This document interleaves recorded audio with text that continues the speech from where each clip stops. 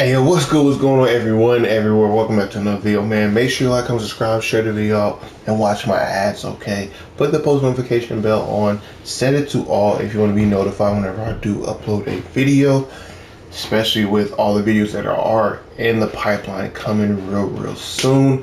We had updates, we got a new ally that is absurdly changed the meta. Definitely a must-have. If you don't know what I'm talking about, Static Shock ally, go ahead, grab it, level it up. Check out my DPS ally guide if you want to know some combinations that you can do. But yeah, without further ado, let's hop into this video here. So actually, by the title of the video, we are going to be talking about water, AOE, precision-based damage. Have a loadout for it, have a whole build for it. Now, I have a few iterations of this build. If you are super speed, if you're not super speed, if you have a particular artifact, if you don't have the artifact, it's all good. I know with the Gemini Nerf, we're going to be searching for all these loadouts, so I'm going to try to get them out to y'all as fast as possible.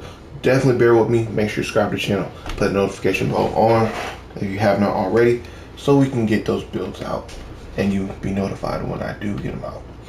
Now, for this build and this video, you will have to have brawling. You will need a master for it. It's most viable damage for precision. We all know that. AOE wise, it's fantastic. Blast Adapter is what you want to pair with this white mod wise. Head socket, you want to go ahead and put that Neo Venom boost, get that Neo Venom back as fast as possible so we can pop it again. So actually have a little synergy with something else in the build here. Now, next socket, Relentless Precision. Since we are precision-based DPS, we want to go ahead and incorporate that in there. Back socket, Berserker. Berserker, I can't preach this enough. Always use Berserker. It is fantastic. 10% damage increase that it does happens more often than not. Especially when ads pop up, you're going to get hit. If you're in elite content, one hit from an ad can put you below 35% depending on how much your health is and what ad it is. So this is something that's just going to phenomenally increase your damage occasionally, okay? Penetrating strike is only way to go every time, especially in high-end content. Core strength is honestly almost never the way to go. You could argue the case if you're like below level 30, but other than that, penetrating strike is the way to go. Leg socket does not matter at all. We're not using anything in there. Feet socket can be dashing combos, but if you're not super speed or if you're not really utilizing the combo of it, you could put Tumbling Mastery for all around general quality of life play, or even go ahead and use that Deadly Block, just get a little bit more damage out there. Now, hand socket, always max damage. If you're a DPS and you're not using max damage, I don't know if you're actual DPS. I'm gonna be honest with you. Face socket, you could do straight precision. I like to do precision and might. I haven't got that to drop, and I don't really feel like buying it right now. Actually, I'm trying to get my money up, not my funny up. So, hey, we gonna wait for it. We don't get it to drop. Now, in terms of our Affinity Mods, type A and B are the only ones you really want to focus for DPS. And you want to go ahead and put both those be precision. You'll be maximized more in precision than might. I only have might in this video here because I make videos on the might side as well. And it's just easier in my resources and my monies. Okay, get out of my pocket for me to go just type A and B to be might. Okay, on the might side, you can always take advantage of might. Not really precision, let's do weapon attacks. Precision side, you can still take advantage of might or precision, so it doesn't really matter there. But if you're just trying to min-max everything, definitely have type A and B mods be precision. You'll be better off that way. Now, in terms of our actual trinket setup, tier 3 pet, you already know what the deal is. Mother box, father box, alpha box, stuff like that is really going to be in the top 5 of the most damaged pets in the game. If you want more burst damage real quick, use one of the turrets. Tier 3, of course, and you'll be good. Buff trinket, if you want the best buff trinket, definitely get it from the vendor, and this is probably one of the first things you get. The buff trinket, the weapon, and the jewelry are going to be the things you want to get first and foremost to just really maximize your DPS, especially when the new DLC drops and whatnot. Definitely get that. I don't have mine yet because I've been kind of lackadaisical with it and trying to get this OP chest up as best as possible and as fast as possible, especially with the amount of time I'm playing. But hey, you ain't coming for all that. Came for the build, so let's get back to it. Augment nanite circuitry trinket is definitely what you want to have. We're using it for 2 reasons. One, for the health buff, gives like I think like 200% or 300% times our base health. Like, it's pretty insane. With this, you shouldn't really die unless, you know, mechanic one shot or something like that. But you really want to use that for the health and for the 5% critical weapon chance that it gives you. Now, we're in a crit meta. We've been in crit meta for a very long time. Most people kind of took their eyes off of it, calling it a crit meta, just because of other reasons. I had a Gemini, you know, different artifacts and whatnot came into play, allies, whatever. But we're in a crit meta nonetheless, and this helps emphasize and maximize that with that extra 5%. And you want the health for survivability and for a buff troll to get your position up even further too. Now, I like having the slot 4 have me my henchman, my backup, whatever you want to call them. So I'm easily able to swap out for orbital supply drop, even the Gotham City Emergency Signal here, which gives Batman, if you're doing pet DPS, there's like over 500k, so over half a mil damage. Non-pet DPS, so what we're doing precision here, does like over 300k damage, roughly speaking. And mind you, the more adds, more damage, stuff like that. So keep that in mind. Insane amount of damage that it does, nonetheless. You get this from, if you go on the marketplace, it is the Gotham City bundle. Oh, starter pack right there. That's where you get it from. And you can spend your loyalty points on it too if you want. Now, in terms of actual artifact setup, transformation card, mind you, crit meta, so this is important. Always have it. You're not really DPSing if you don't have it unless you're pet DPSing. So keep that in mind. Gem of Horus. Now, this got buffed, then nerfed, then buffed again, and reworked. It can be viable for certain builds like this one here, and especially since we're not really using Eye of Gemini all that too often, too frequently, then Gem of Horus can definitely be very viable. The Talon Strike ability hits very hard, hits harder than Tornado Pull or the Grapple Line attack, single target wise. Just so you know, it's one of the hardest hitting ability, single target wise, in the game. Outside like Dehydrate for water or something. That consumes your supercharge, so hey. And for AoE wise, it also is one of the hardest hitting AoE in the game. Mind you, you can get it hit that 300 times the base, and with that, it is one of the hardest hitting abilities in the game. But because of the attack ranges that you have to do, the hit combo, the hit counters they have to be in to utilize this to its full extent, it's pretty, how can I say, pretty inconvenient and doesn't work in a lot of builds, is why I ranked it so low before. But this particular build, we're going to show some love to it, show some shine to it. Does fantastic amount of damage, and it's almost like you're hitting a supercharge without having to hit a supercharge. Now, mind you, it's AoE precision now. It's hallways, it's ads, this is dealing with quick enemies that are going to die a lot. Quizlet's going to be the way to go. Especially since we're in Neo Venom boots with our 5,000 power cost, so we're hitting multiple enemies with that refractal beam, getting good damage out of it. If you don't really have supercharge up like that yet, or you're just trying to build it up, Scrap Soul Cloak, if you are using this to hit multiple bosses, you definitely can. You want to go and throw a strategy card in the mix. Strategy card is fantastic for prolonged fights, not short, simple fights like dealing with ads, low tier, trash mobs, trash enemies. That's not what it's for. It's for high, healthy, chunky, tanky enemies. Okay? So a lot of bosses like Phoenix Cannon with all the Batman, stuff like that. That's where this is gonna shine at. Even with Source Wall, with all the Prama and all them Source Wall enemies, and with all the different Batman. If you have them together, fantastic. Tear them all down with this strategist card. That's where you're gonna really see this come into play.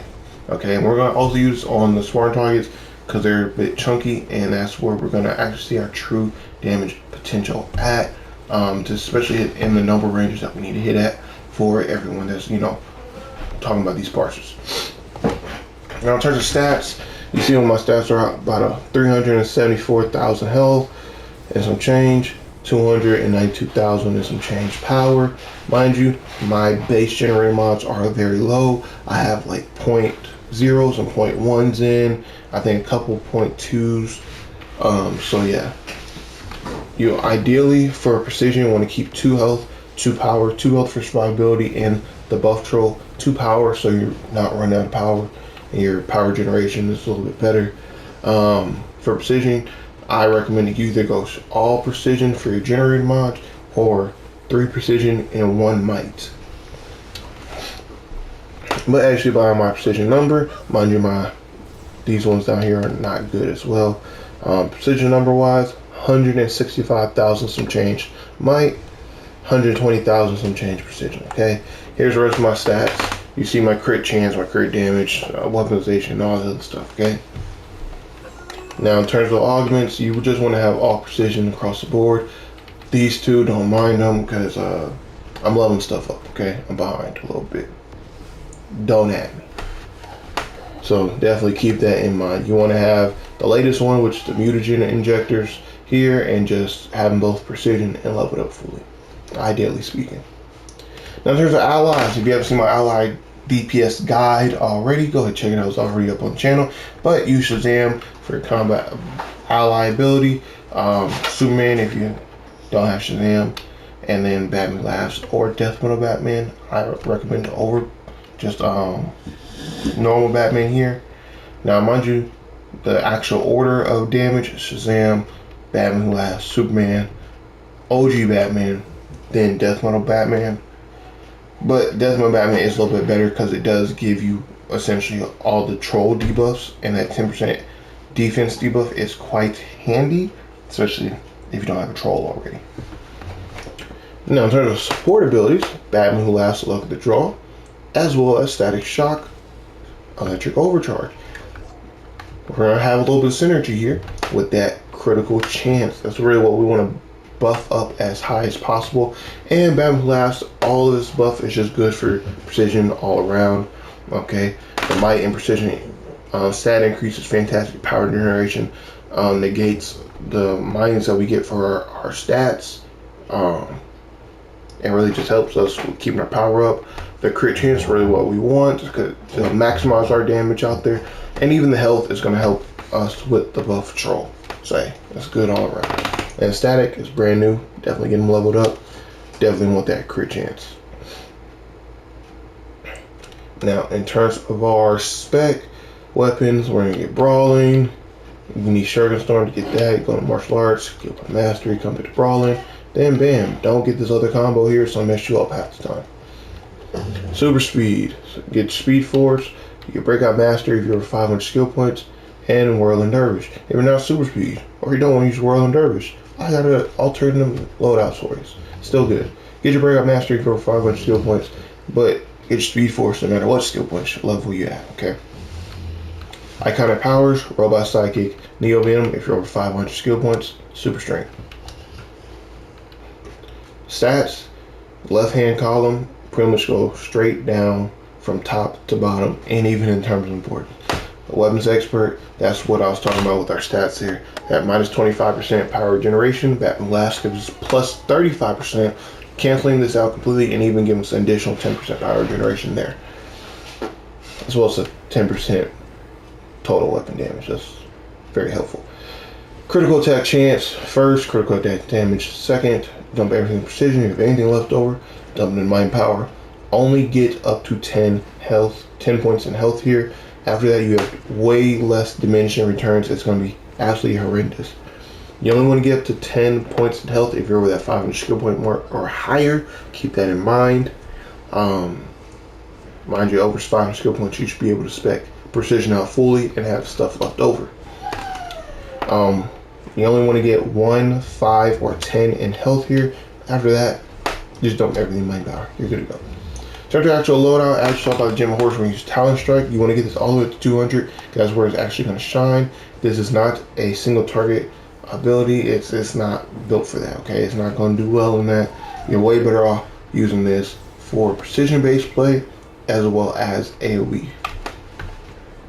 Now, Pressurize is what we're going to use to clip this. You see that talks on cooldown, bleeds last 12 seconds as well, so kind of just let you know where you're going to be sitting at.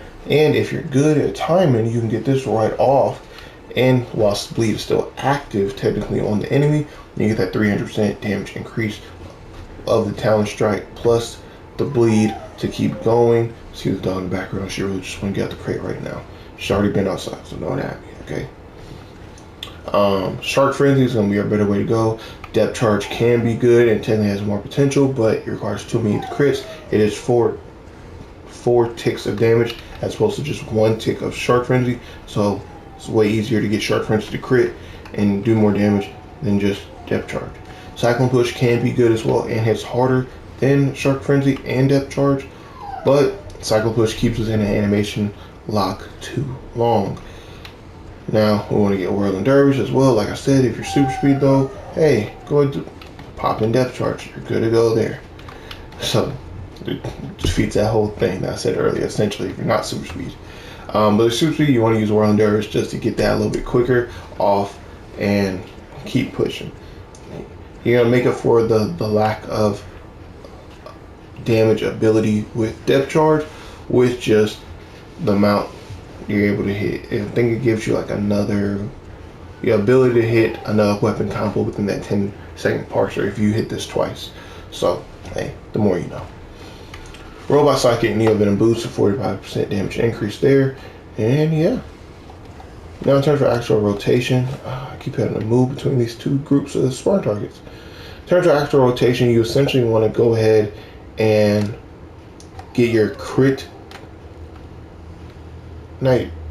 your hit counter actually above that 17. To do that, I just recommend you go ahead, do a weapon combo, Shark Frenzy, weapon combo, Whirling Dervish, tap your weapon to get out of the Whirling Dervish animation. Then you're pretty much go back and forth between Shark Frenzy and Whirling Dervish. Once you get over 17, clip Talon Strike with your weapon buff, and then you're really cooking, okay? You'll see that we're able to do massive amounts of damage after that. It's almost like being or having Supercharge active without having it active, you know what I mean? Over 300,000 already. Oh, come on now. Now you'll be able to see here in a sec that you'll be able to hit fantastic amounts of damage, 320,000, 23,000.